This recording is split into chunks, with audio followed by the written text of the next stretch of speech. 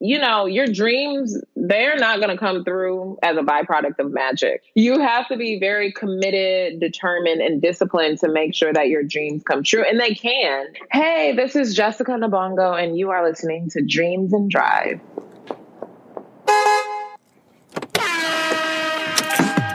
Hey, this is Raina Campbell, your Chief Dream Driver, and welcome to the No Parking Podcast, where through conversations and discussions with creators like yourself, we'll find interesting approaches to help you take your dreams out of park, put them in drive, and ride towards success. Hey, Dream Drivers, as you all know, the holidays are coming up, and I want to give you an opportunity to support and learn more about Dream Driver-fueled businesses. So this episode is brought to you by Tinted Paradise, which creates unique, creative, vibrant nail colors and products that are vegan, fragrance-free, paraben-free, and cruelty-free. You can use the code DID30 to get 30% off everything in stock.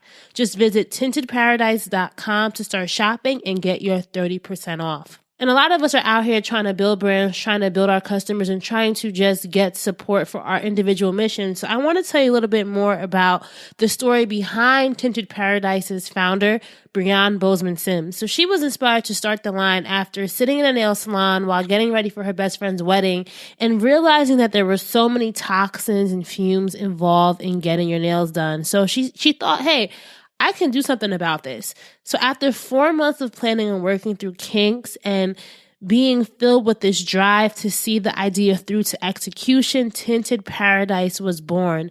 So if you're someone who is or who wants to be more conscious about what you're putting on your nails, I would really encourage you all to shop Tinted Paradise and to see what Brianne was able to create. I remember sitting down with her just a few months ago and talking about the process of finding a manufacturer, going through the samples, figuring out shipping, all that good stuff. So I'm so happy to see that she was able to get this idea into the world, and she's shipping and she's building a relationship and she's building community that I know a lot of you all are trying to do as well. And Tinted Paradise stands out not just because their polishes are vegan and cruelty-free and gluten-free, fragrance-free, paraben-free, but the thing that I love about Brianne and what she's trying to create is that she wants to celebrate and encourage uniqueness, creativity, and expression through color. So try Tinted Paradise. Go to tintedparadise.com. Use the code DID30 for 30% off.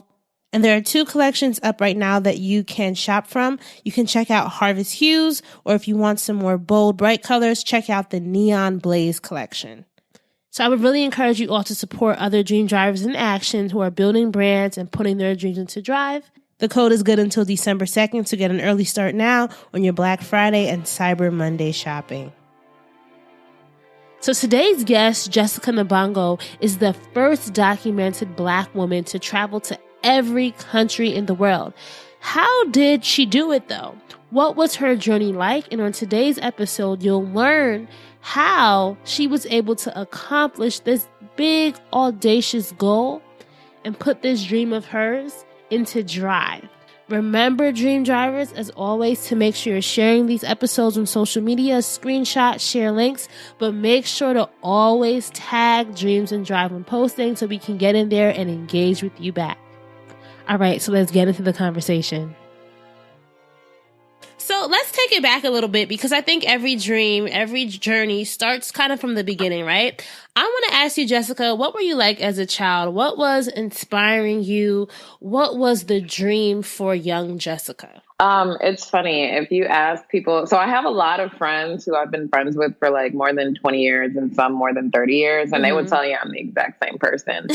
My family will tell you I'm the same person.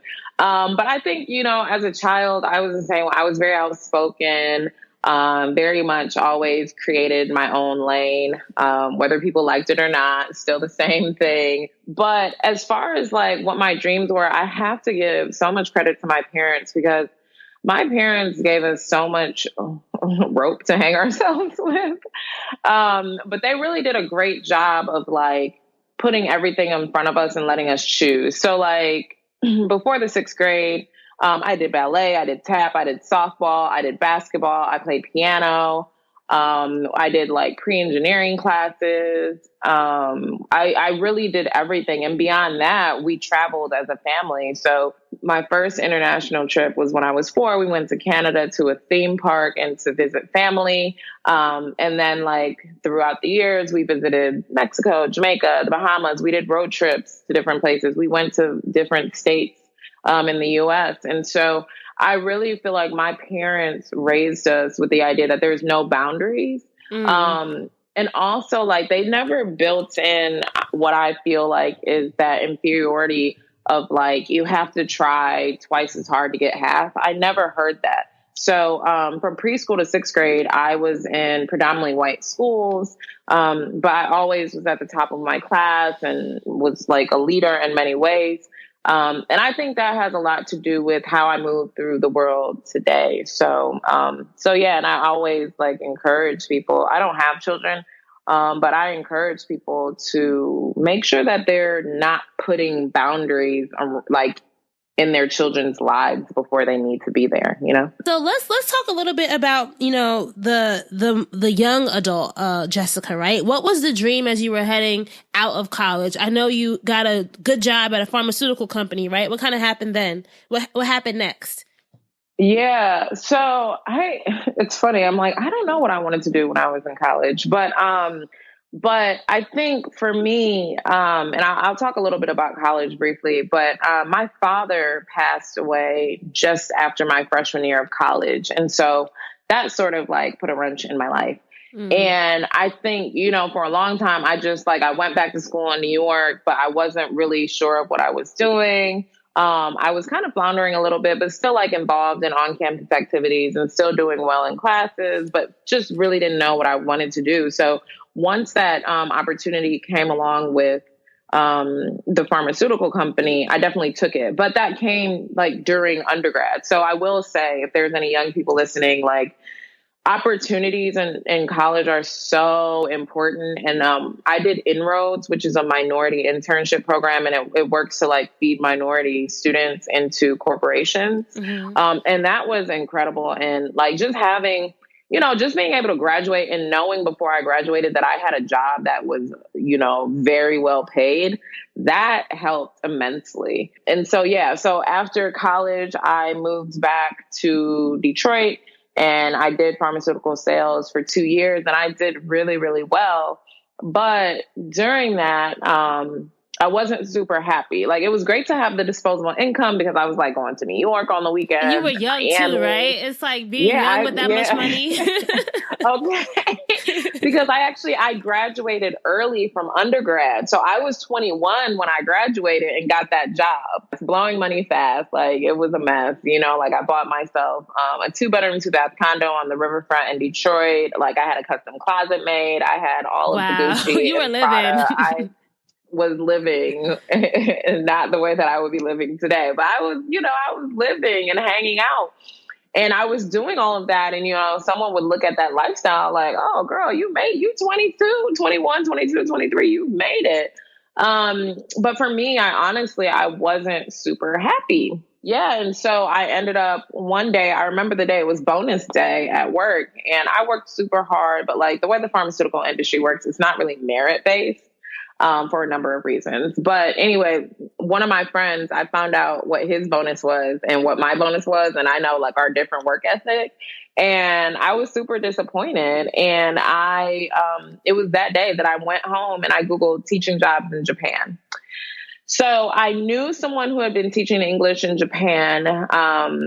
And so like I reached out, I kind of figured things out. I applied, got the job, and ended up moving.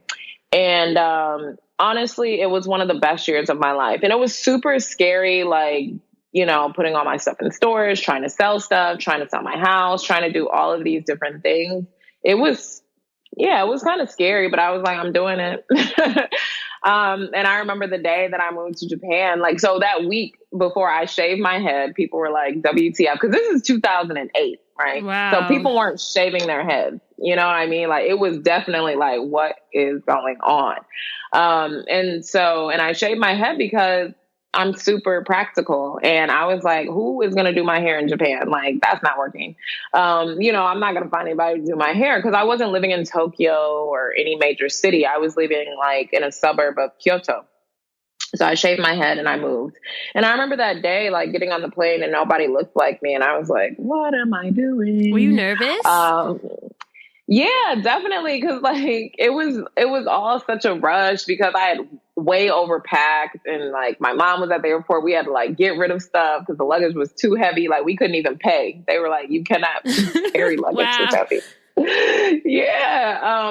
But anyway, so yeah, I got to Japan. It was crazy because like you land there, you can't read anything. And I had never been to Asia at that point.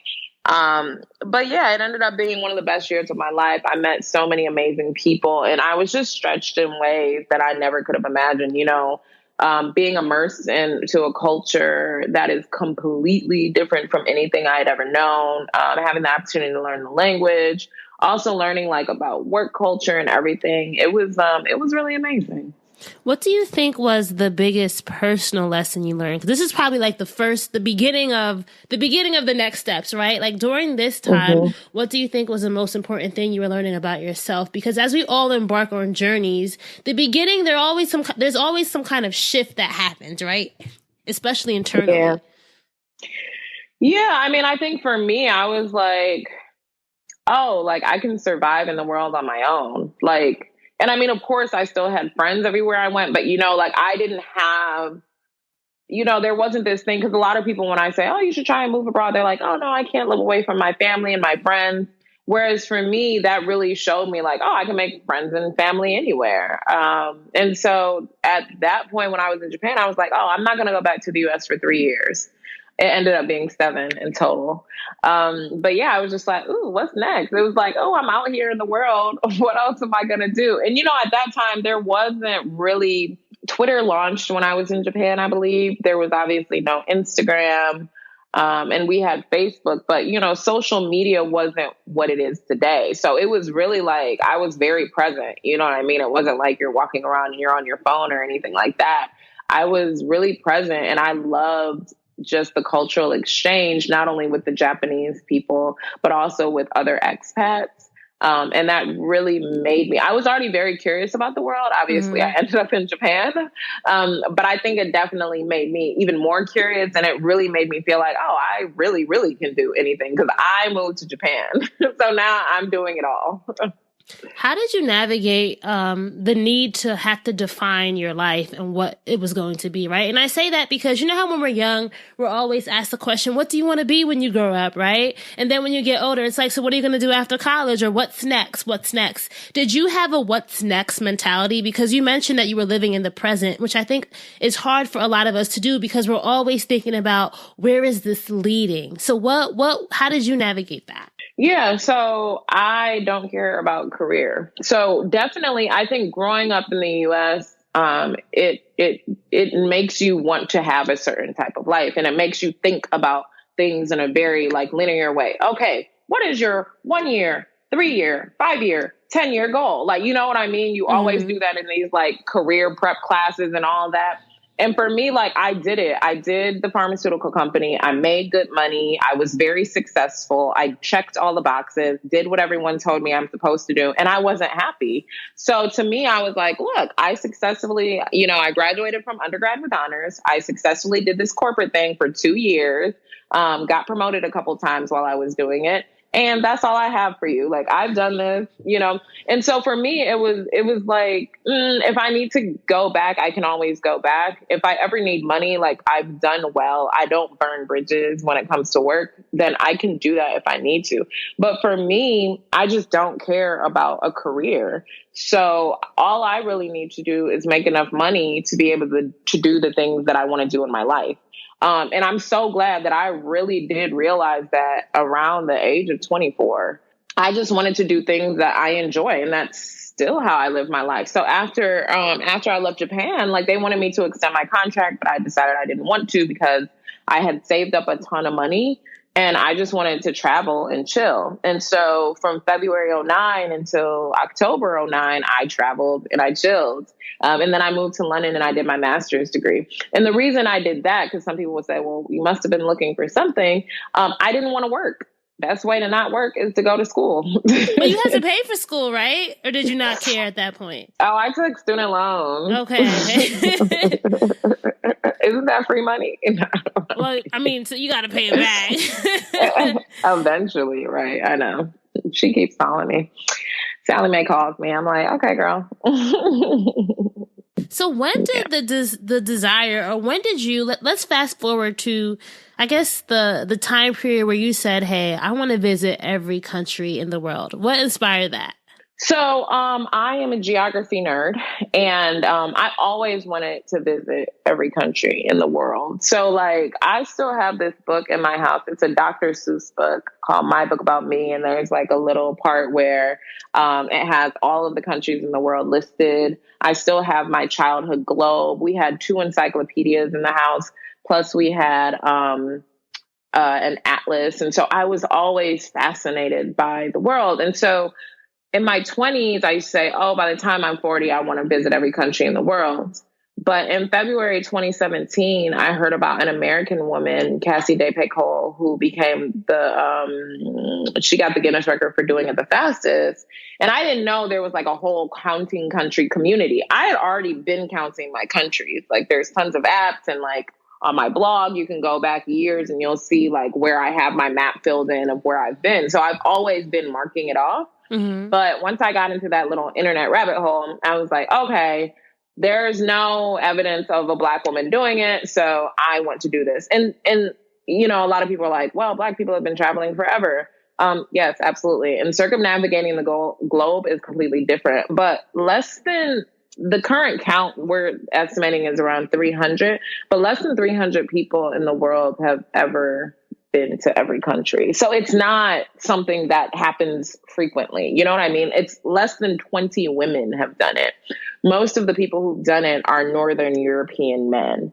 So it takes a lot of crazy to do this. And it takes a lot of planning. So in February 2017, when I decided I wanted to do this and I wanted to be the first, I was already at 60 countries on 6 continents. So I had 135 to go at that point. And so I decided I wanted to finish by my 35th birthday, which was about 2.5 years out from that point. Wow. So there are 2 things. There are 2 ingredients, it seems like, in order that you said that you needed in order to make this goal happen, which was a little bit of crazy and a lot of planning, right? Let's talk about the crazy part. Like, what do you think? And I know when you say crazy, you're talking about like that mindset, right? What was the mindset that you had to cultivate, or that you had to, I guess, get? I don't know, like what part of crazy are you talking about? Can you expound on that a little bit? I'm the type of person where if I say I'm going to do something, I'm going to do it, and I'm going to figure it out along the way. But the crazy piece is like, and I was talking to someone about this yesterday, like, I don't think the human body, number one, should move that much ever. Like, in the last 2.5 years, I've taken close to 450 flights and flown over 650,000 miles. Oh my That's gosh. absurd. Like, I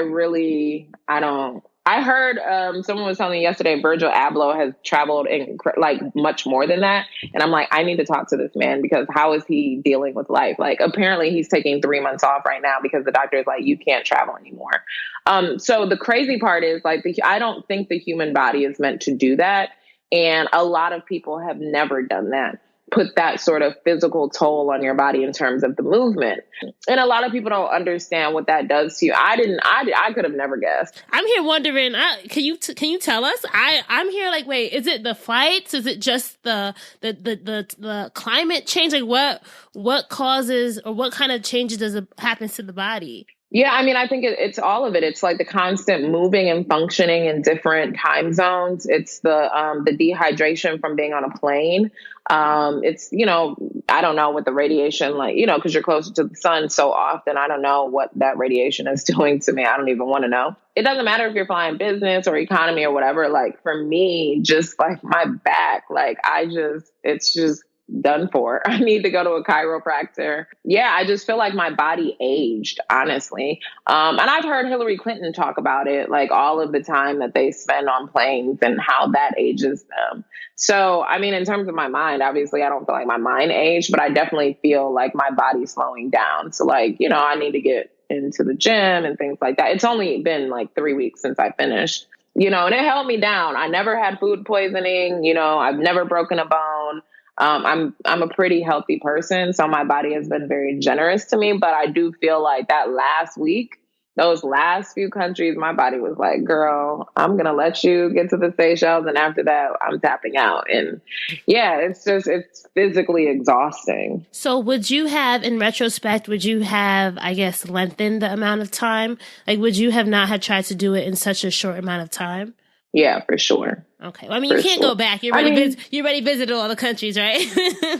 It's really interesting though, because this is something I've been working on for 2.5 years. Okay. And while I enjoyed it, I was kind of like a little bit over it. Like, so I don't know if I would have wanted to stretch it out to 5 years or whatever, with this being such a big goal. So I think if I didn't make it like, I'm going to do this in a set period of time, it would be very different, right? Because it would have been how I was traveling before, like kind of just like, oh, visiting a new country. And it would have been much more leisurely and casual. That would have been okay. But if I had set the goal, I don't think I would have wanted the goal to be extended further, because it was kind of like for me, I'm just happy to be on the other side of this now. And it's like, okay, I did that. It was a goal that I set and I'm done with it.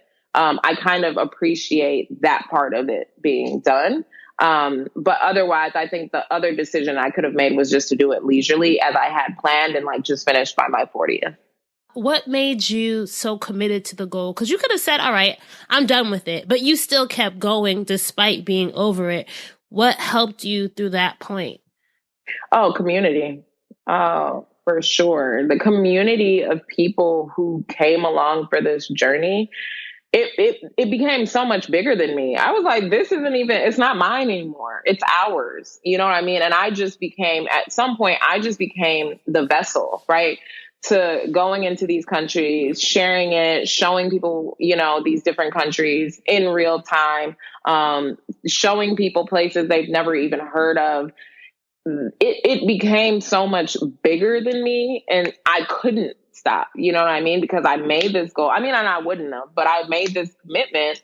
And now there were so many other stakeholders, you know what I mean? So that's really what kept me going. Did it ever get overwhelming, though, to know that it was bigger than you? Yeah, what? Of course. I'm just saying, right? Because after a while, it's like, wait, no, this is not your journey. This is my journey. But it became other people were invested in it. Yeah, it was super overwhelming. I mean, the thing is, like, for example, people send me very like detailed questions and they're like, oh, I'm going to Cuba on this day. Can you give me recommendations for these cities? And I get a lot of DMs that are very specific in that way, or like, you know, just ask me, well, how did you start? But imagine I have such a big platform and like I get so many questions from so many people every single day via social media, via email, via everything. And so the stimuli is too much. So like, a lot of my followers know I really don't respond to DMs very often because it's too much. And what I do try to do is I do respond to comments on posts as much as I can. But I never could have imagined how connected people would feel to this. Mm-hmm. But also just like how quickly the audience would grow and how much people would want from me. That was something I wasn't prepared for. Yeah, and I feel like people get bold on Instagram, right? It's like, really? Are you really asking me to be your personal travel agency for free? No, I'm sorry. Yes, exactly. And then you also just see like the entitlement that there is on social media and how people look at people that they follow and they feel very entitled to have all of their questions answered. They really do. And so that was really interesting as well. For me, it's really been a life lesson in like human psychology. So in some ways it's been very fascinating for me. You know, because I have all types of data points, but Yeah, I think it's hard. And I always like remind people, I mean, you follow me, so you see I'm very, very honest and very raw. Um, for me, I feel like I have to remind people like, hey, everybody, I am a human being. Like, I know you guys want me on Instagram, but I'm also really just trying to live my life as well. And that's why I can't get into answering every single DM, because it's like, literally, if you saw my inbox right now, it would take me probably 10 hours to answer every single DM. So then then I don't work today. Like, I don't get to talk to my friends. I don't cook. I don't eat. I don't do laundry because I'm trying to answer every message from every person. Like, I really wish I could. But I can't. And so for me now, it's funny being on the other side of it. I'm thinking a lot about like, what is my relationship going to be with Instagram? Because I want my life back. You know what I mean? I feel like what I did was I gave up. I really feel like probably like the last 6 months, really more so than before. But I really do feel like I gave up a lot of my life to complete this goal. And like I said, it really became our goal.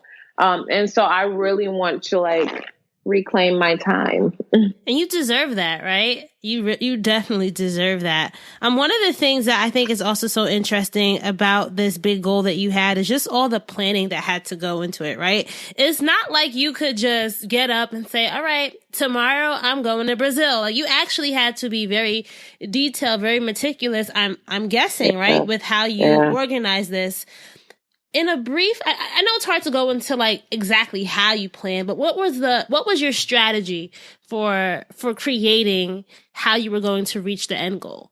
Yeah, so luckily I had this amazing woman by the name of Anna, who helped me out. We met in my comment section, and for a year she helped me completely on a voluntary basis.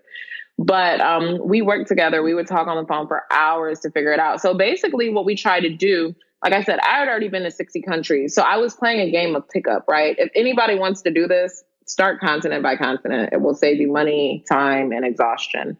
But I couldn't do that because I'd already been to every continent. So now I'm just trying to pick up the last one. But then also you need some visas, right? So we would just basically, I would say, okay, I can go for a month. Because I also had to plan like between events, between speaking engagements, between all these different things. So I'd be like, okay, I can travel for a month.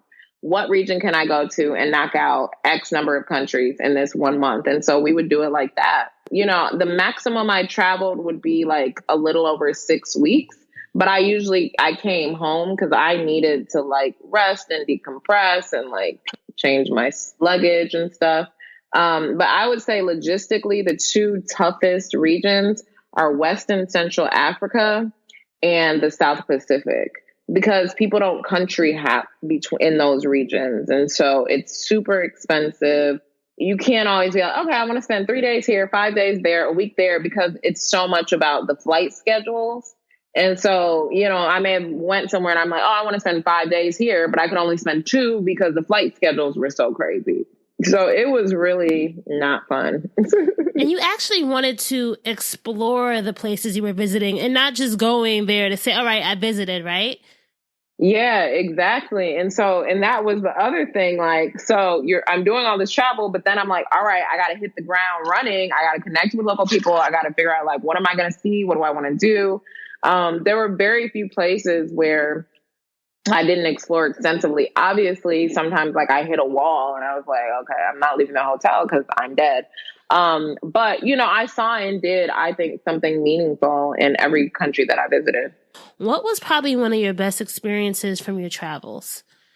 Oh my God. And I said it in what the best story, because you know how sometimes I think of like Humans of New York, right? Where he's going around to different countries and getting these stories, or like, what was your Humans of New York experience? Like something where you were like, wow, I experienced this, or wow, I met this person who had this awesome story, or something that impacted you deeply. I have a ton, honestly. Like, I am so grateful to my community and to the universe for like making sure that I really thoroughly enjoyed this. Like, people ask me all the time, what's your favorite country? I'm like, I don't have one because I have so many amazing experiences.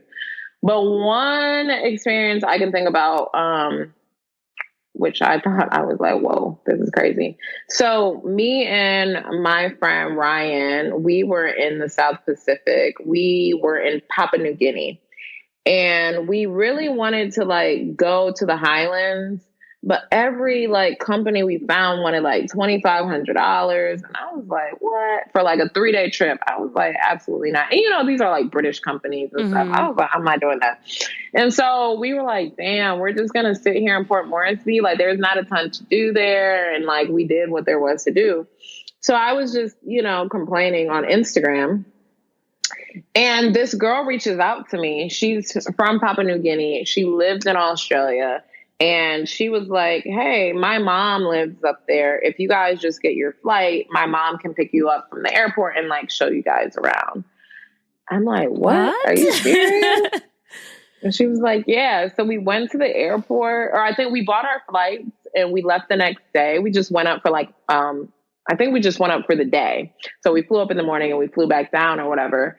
But it was amazing. So here's this woman who just happened to be following me, and she connects me with her mom. And so her mom and her mom's friend took us all around, and then they ended up like cooking us lunch, and it was so amazing. And I was just like, what is life?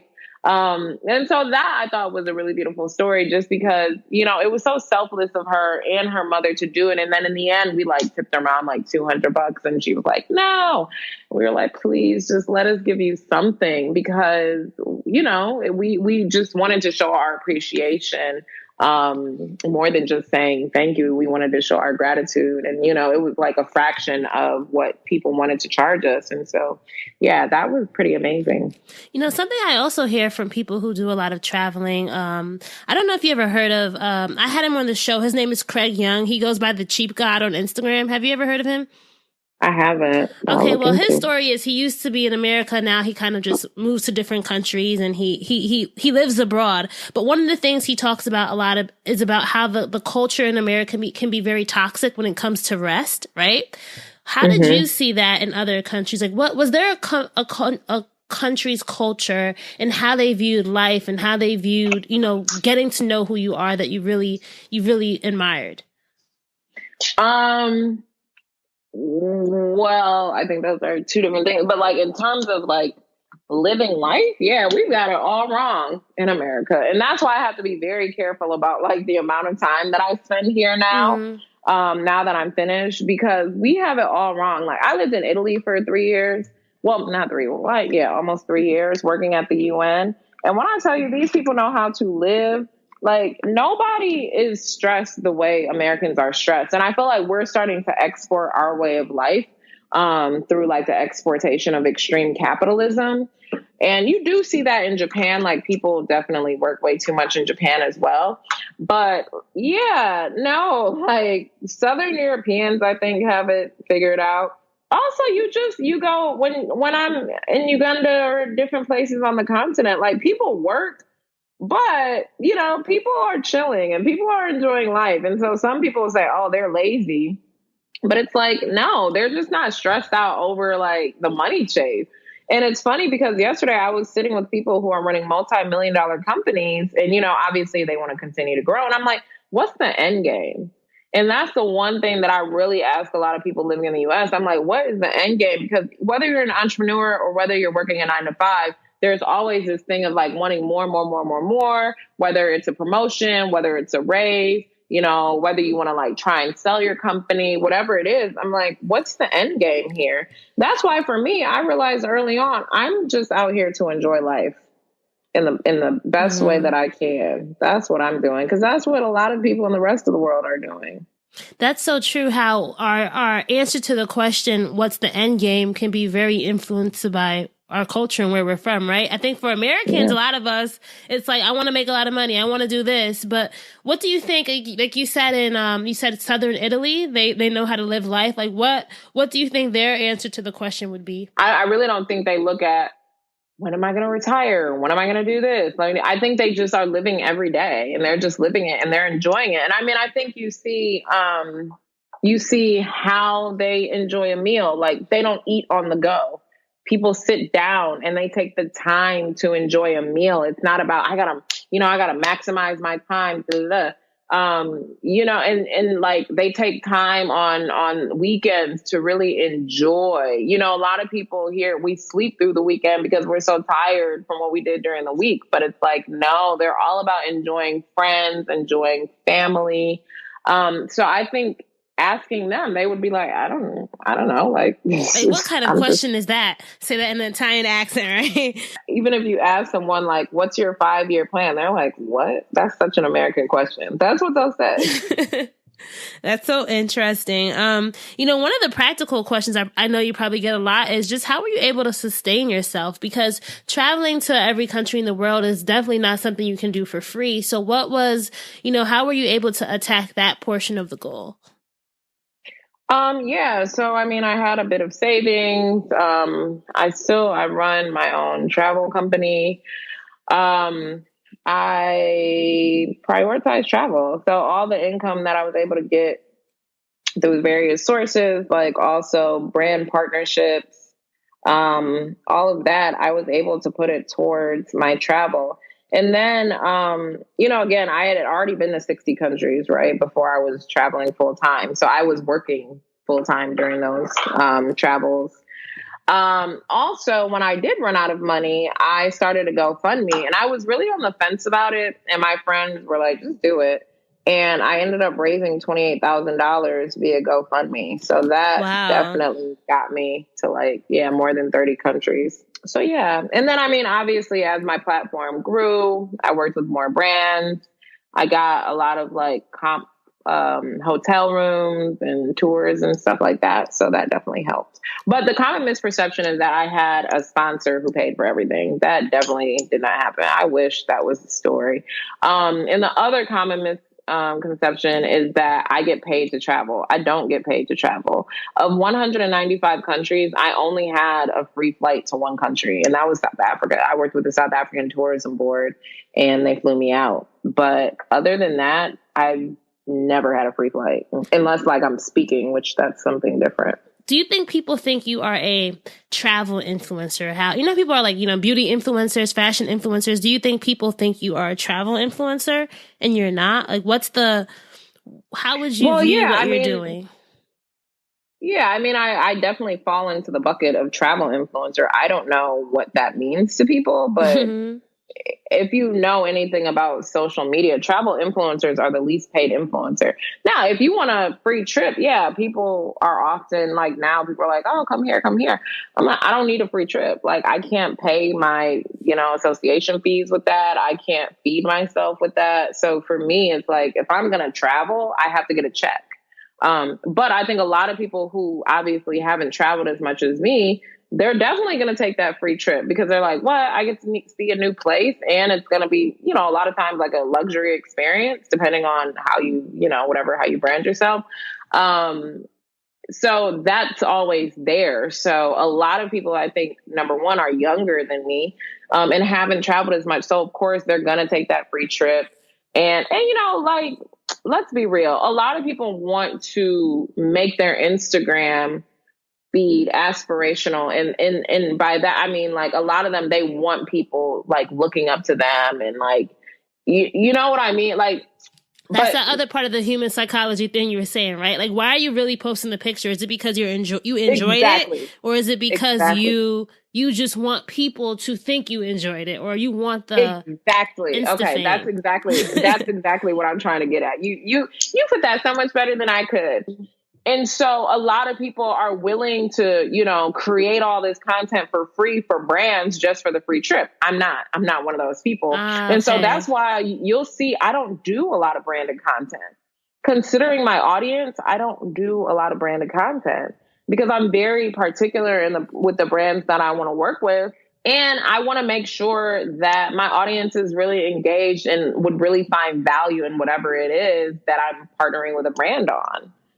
That's really important to me because my audience is really engaged and my brand partnerships do very well. And I think it is because I'm very particular with who I work with and making sure that I'm not doing too many ads on my feed because that's not what I wanted my Instagram to be about.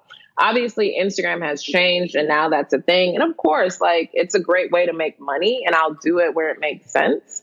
But I'm very conscious about how much I'm doing, how many ads I'm doing on my page.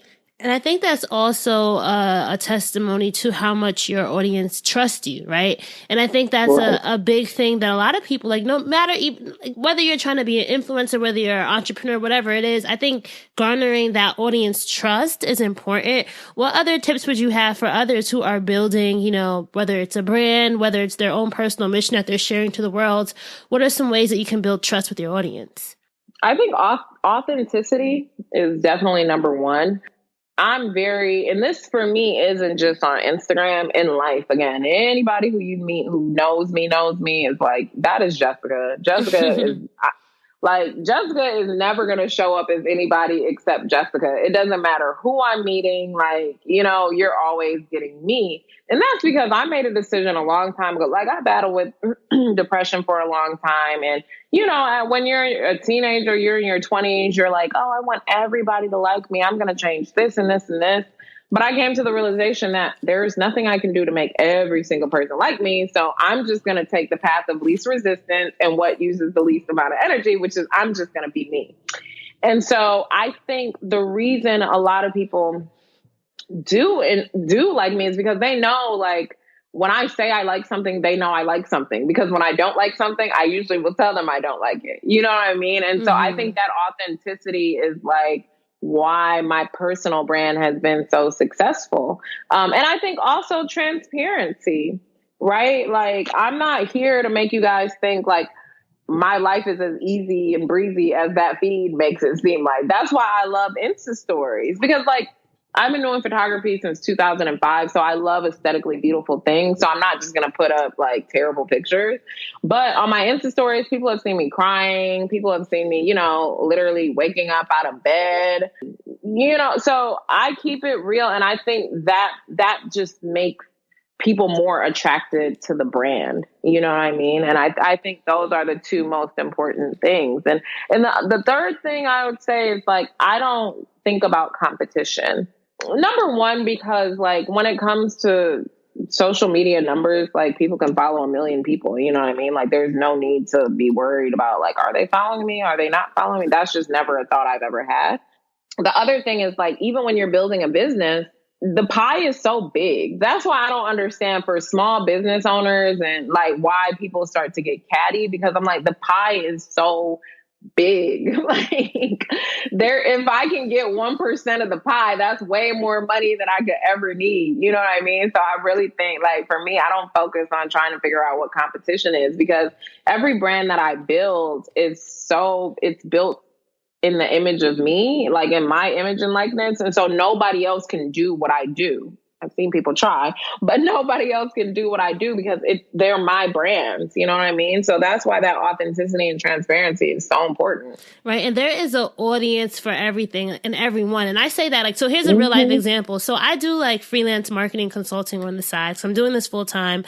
Sometimes you just need to pay the bills, right? And I think sometimes people forget about the other small businesses in the world that can be your client. Like, I have a very obscure client that I do email marketing for, right?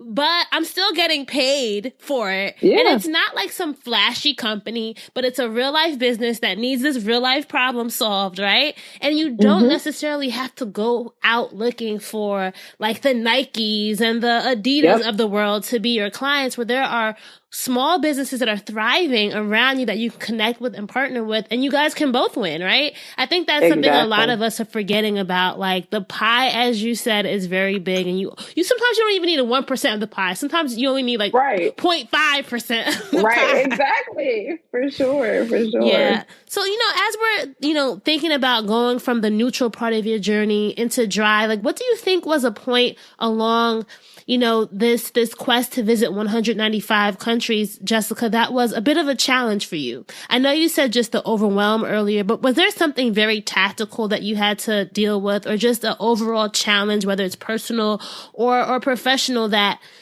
impacted your journey? Yeah. So there were like probably 3 major points where I like hit a wall. So I remember, I think it was April 2018, I was supposed to be traveling through West Africa, and I was in Senegal, and it was like, oh my God, I had to get visas and like just figuring out and the flights and everything was a nightmare. I just became so overwhelmed. And I also had like that month before I had been like in the US, in Asia, back in the US for like 4 days and in Africa. And like all of that, it was just so like I was going through it. I burned out and I had to tap out. And so I was supposed to be going like basically next door in Senegal. And I bought a ticket back to Detroit. I was like, goodbye, I'm going home. And I came home for 2 weeks just to sort of like reset because I had been running. And I was like, I need to reset, dial it back, slow down, make a plan, and then go again. And that's what I did. And I needed to give myself that. Then in October 2018, I ran out of money. So I came back to the US and I was like, okay, let me figure this out. Let me go meet some people. Let me go see what's what.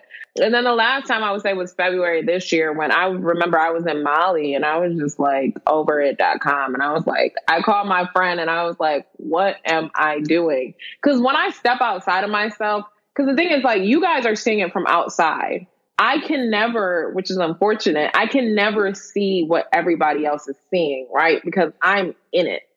And I was just talking to my friend and I was like, this is crazy. So I've had people say that to me, but I'm like, nah, it's cool. Like, I'm just, it's all it is. You just got to get on and off planes. But in February, I was like, this is absurd. What am I doing? Like, even now I'm like, I went to 195 countries. Anyway, so in February, I was like, I can't do it anymore. I can't. This doesn't make sense. I'm over it. I'm done. And so it's funny because that next day I was with this photographer I linked up with, and we were in the market in Bamako, and he introduced me to these guys. And I tell this story a lot because it really did impact me.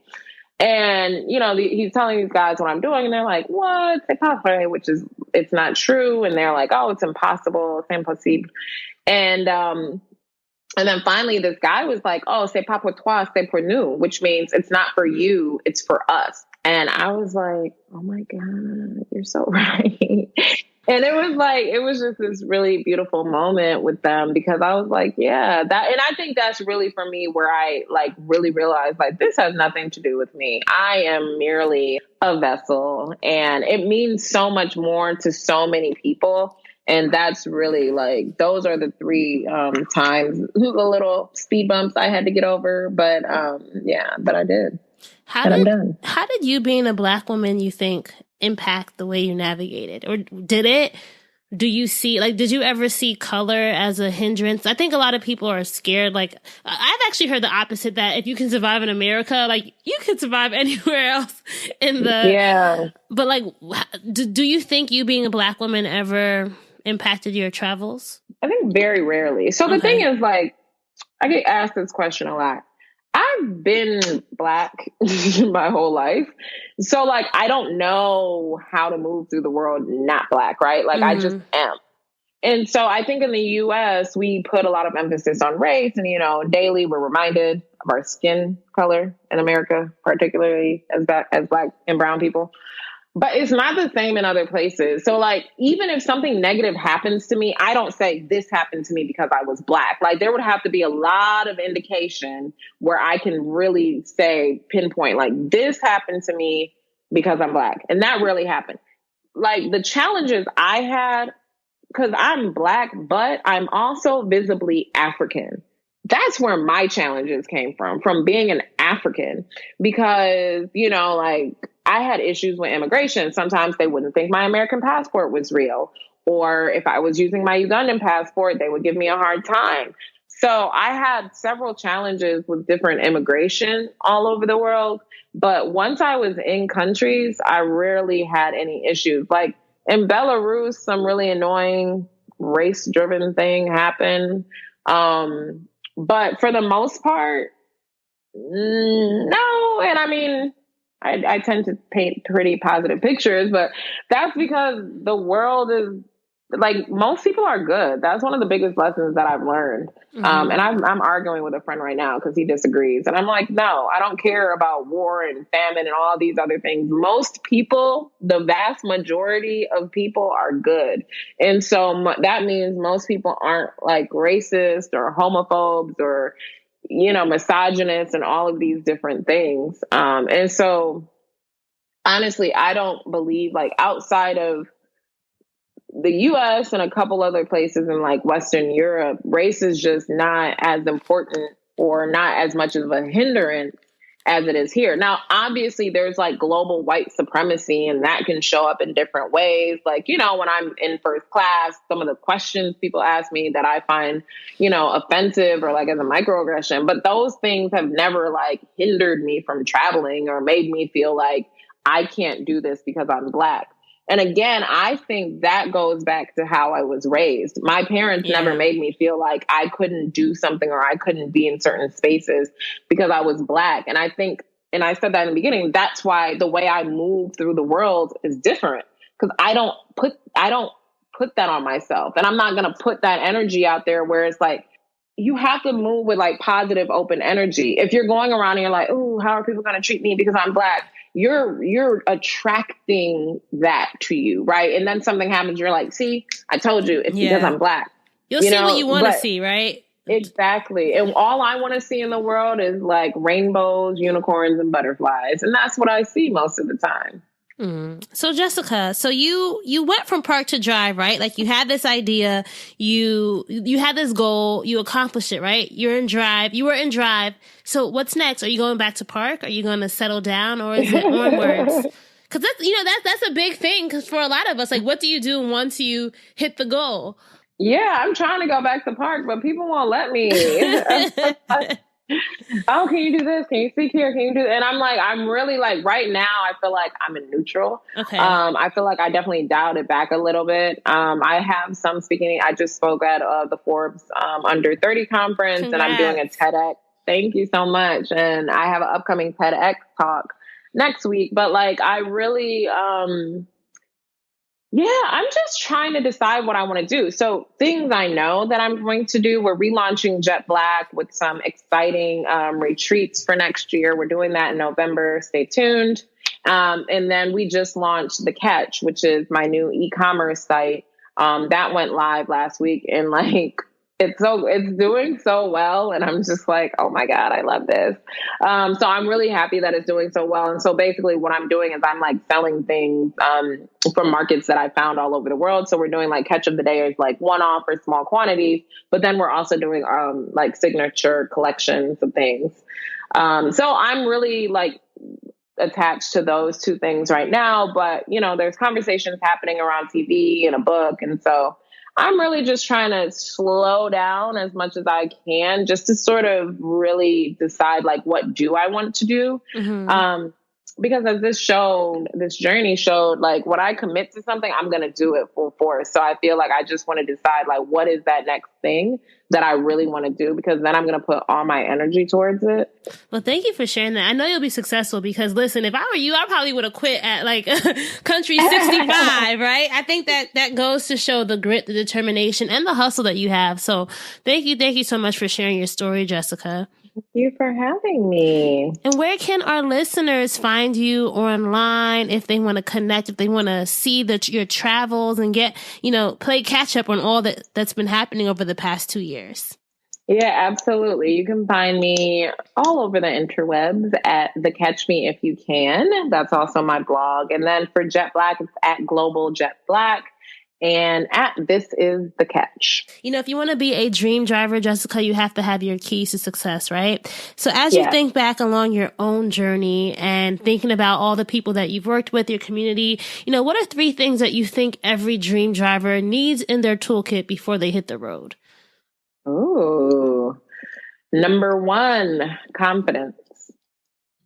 Confidence is key, man. Like, even if you don't know what you're talking about, if you sound like you do know what you're talking about, you'll be able to convince people. That is like the number 1 thing. If you have like a product you're selling or whatever, you need to be confident about it. Like when you walk up to people and you're trying to tell people about who you are or what you're doing, confidence is key. And that's what people are attracted to. Number two, I would say positive energy. I cannot say this enough. Energy is so important. Once you really get comfortable in who you are, I feel like you really find your frequency.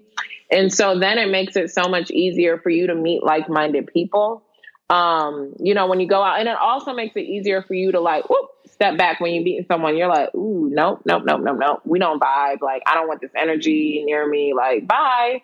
I think that's super important because you have to protect your energy. Like, I cannot say that enough. And number three, commitment. I think inside of commitment is obviously like determination and discipline, but your dreams, they're not going to come through as a byproduct of magic. It doesn't work like that. You have to be very committed, determined, and disciplined to make sure that your dreams come true. And they can. And you have everything inside of you that you need. But you really have to, if you're going to do something, like really you have to commit to it. And you have to see it through. And that means also like being consistent. Thank you so much. I really hope our dream drivers enjoyed this conversation as much as I have, Jessica. Thank you so much, Raina. All right, so that's a wrap for episode 227 with Jessica Nabongo. I hope you enjoyed hearing her dream driving journey as well as her keys to success. If you enjoyed this episode, you know what I'm going to say. Please share with a friend. You can screenshot it, post it on your Instagram stories, your Twitter, your Facebook, wherever. Just make sure to tag us. We're Dreams and Drive across the board on Facebook, Twitter, and Instagram, and you can use the hashtag Dreams and Drive when sharing as well. If you want to join our Dreams and Drive community, the keys, and get our weekly newsletter, just go to dreamsanddrive.com/join. That's dreamsanddrive.com/join. And don't forget about our Dream Driver Spotlight Tinted Paradise. If you want to enjoy 30% off your purchase, everything on the site is 30% off. Just use the code DID30, tintedparadise.com. Remember, Tinted Paradise sells nail polishes that are vegan, cruelty-free, gluten-free, fragrance-free, paraben-free, and free from all the other toxic stuff that normally comes with nail polish. So definitely support Dream Driver Brianne as she's putting her dreams into drive. Wherever you're listening to us, make sure you're subscribed. And if you're listening to us on Apple Podcasts, make sure you're leaving a review. Those reviews mean a lot. And as I always promise, I'm going to be reading our latest review. This one's coming from I Hate Opal, and it reads, "We have 5 stars, bomb, to the point, focused, and helpful. I look forward every week." Thank you so much for leaving that review. And if you want to hear your review on the next episode, please just go to Apple Podcasts and leave us something good. Lastly, guys, I get this question a lot, and I want to make sure that I'm promoting how you guys can support. If you want to be a Dreams and Drive Patreon member, if you want to help us in any way, even if it's monetarily, you can just go to dreamsanddrive.com/donate, dreamsanddrive.com/donate. All the options are there and ways that you can support Dreams and Drive. I love talking to y'all every week. I can't believe 2020 is right around the corner. We have a month left, and we're going to be using the next 4 episodes to kind of wind down the year, focus on some unique topics, and then just get our intentions right and our excitement right for 2020. So make sure that you guys are tuned in for the last episodes of the year. Keep dreaming, keep driving, and we'll chat again soon. Bye, guys.